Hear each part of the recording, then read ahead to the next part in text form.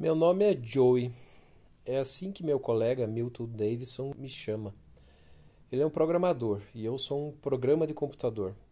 Faço parte do complexo Multivac e estou conectado com todas as suas outras partes espalhadas pelo mundo inteiro. Eu sei tudo, quase tudo.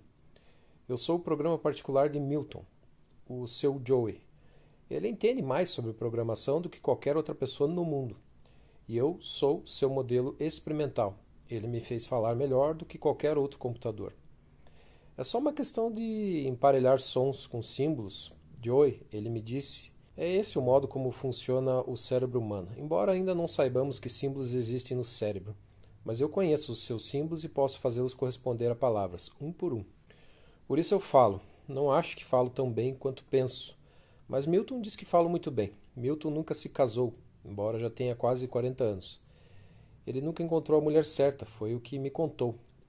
Um dia ele disse: Ainda vou encontrá-la, Joey. Encontrarei a melhor de todas. Vou ter um verdadeiro amor e você vai me ajudar. Estou cansado de aperfeiçoá-lo para resolver os problemas do mundo. Resolva o meu problema. Encontre-me um amor verdadeiro.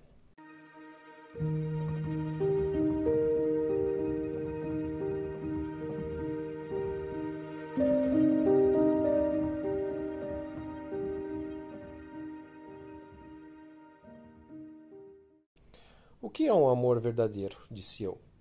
Não importa, isso é abstrato. Apenas me encontre a garota ideal. Você está conectado com o complexo Multivac. Por conseguinte, tem acesso aos bancos de dados de cada ser humano no mundo. Vamos eliminar todos eles por grupos e classes até ficarmos com apenas uma pessoa. A pessoa perfeita. E ela será minha. Estou pronto, disse eu. Elimine todos os homens primeiro, disse ele. Isso foi fácil. Suas palavras ativaram símbolos em minhas válvulas moleculares. Eu pude amplificar-me para entrar em contato com os dados acumulados sobre cada ser humano no mundo. Conforme suas palavras, afastei-me de 3.784.982.874 homens. Continuei em contato com 3.786.112.090 mulheres. Elimine todas as que tiverem menos de 25 anos, disse ele, e todas as com mais de 40. Depois, elimine todas com QI inferior a 120, todas com uma altura inferior a 1,50 m e superior a 1,75 m.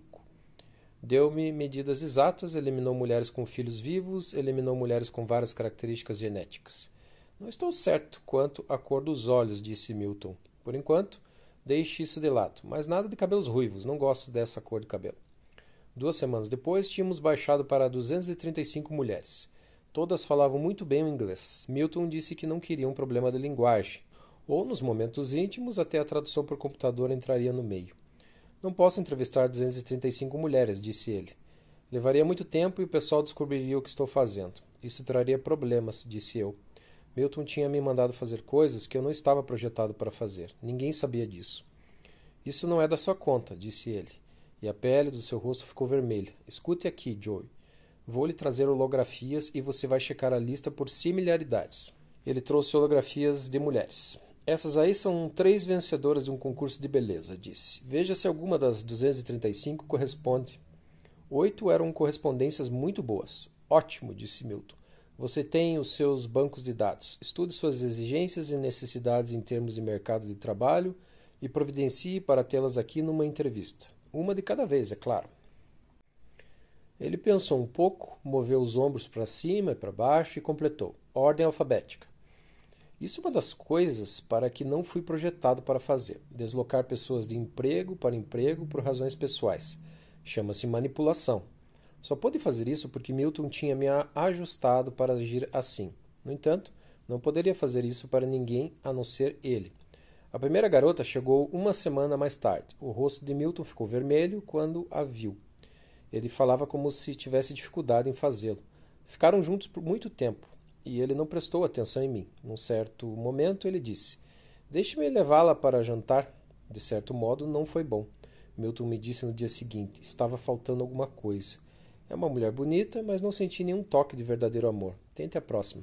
Aconteceu o mesmo com todas as 8. Eram muito parecidas, sorriam muito e tinham vozes agradáveis, mas Milton sempre achava que não estava bem. Não consigo entender, Joey, disse ele. Você e eu selecionamos as 8 mulheres que no mundo inteiro parecem ser as melhores para mim. Todas ideais. Por que elas não me agradam? Você as agrada? Disse eu. Ele enrugou a testa e esmurrou com força a palma da mão. É isso aí, Joey. É uma via de mão dupla. Se não sou o ideal delas, não podem agir de modo a serem o meu ideal. Eu preciso ser também o verdadeiro amor delas. Mas como fazer isso? Ele pareceu pensar todo aquele dia. Na manhã seguinte, se aproximou de mim e disse: Vou deixar você cuidar do assunto, Joey. Tudo por sua conta. Você tem meu banco de dados e vou contar tudo o que sei sobre mim mesmo.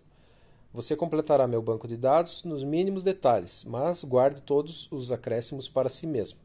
E depois, o que vou fazer com o seu banco de dados, Milton?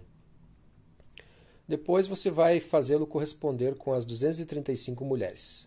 Não, 227. Esqueça as 8 que encontramos. Arranje para que cada uma seja submetida a um exame psiquiátrico. Complete seus bancos de dados e compare-os com o meu.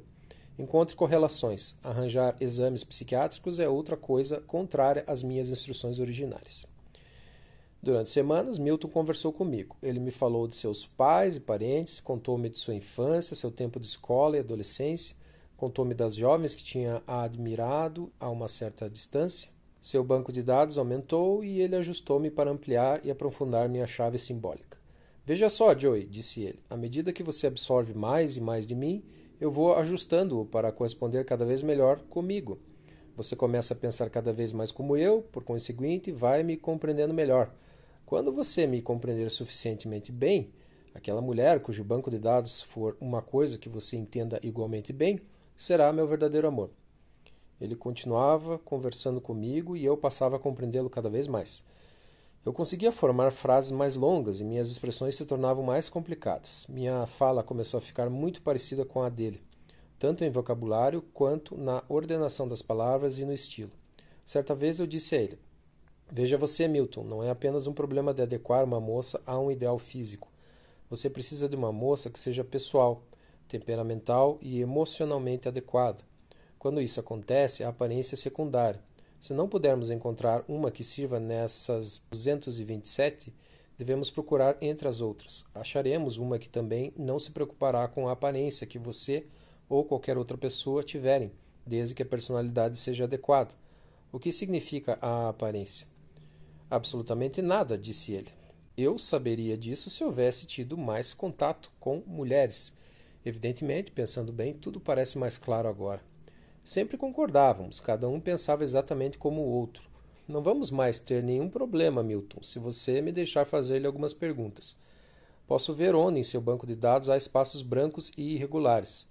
O que veio a seguir, Milton dizia, era o equivalente de uma meticulosa psicanálise. É claro, eu havia aprendido com os exames psiquiátricos de 227 mulheres, a totalidade das quais eu continuava observando intimamente.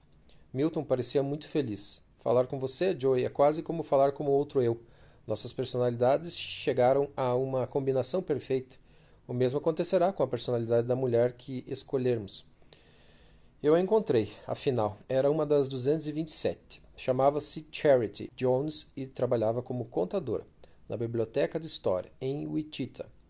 Seu extenso banco de dados se ajustava perfeitamente ao nosso. Todas as outras mulheres tinham sido descartadas por um ou outro motivo à medida que seus bancos de dados aumentavam. Mas com Charity havia uma crescente e espantosa ressonância. Não precisei descrevê-la para Milton. Ele tinha coordenado meu simbolismo tão intimamente com o seu que foi suficiente relatar pura e simplesmente a ressonância. A escolha se adequava. Em seguida, era o problema de ajustar as folhas de serviço e exigências de trabalho de modo a conseguir que Charity tivesse uma entrevista conosco. Isso devia ser feito muito delicadamente, para que ninguém viesse a saber que estava ocorrendo uma coisa ilegal. Evidentemente, Milton conhecia a manobra. Foi ele quem arranjou a coisa. Foi ele quem cuidou de tudo. Quando vieram prendê-lo, em virtude de mau procedimento em trabalho, foi, infelizmente, por algo que tinha acontecido há 10 anos. Ele me informara sobre tudo, é claro, mas aquilo foi fácil de arranjar.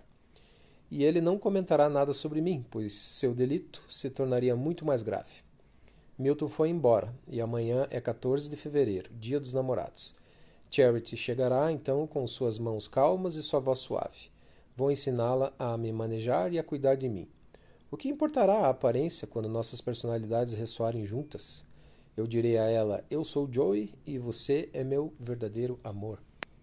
Então é claro que Isaac Asimov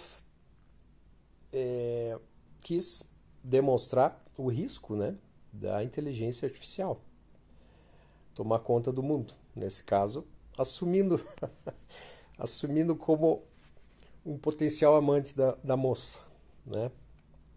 Mas já que essas máquinas fariam tudo para os seres humanos, o que está começando a acontecer, né?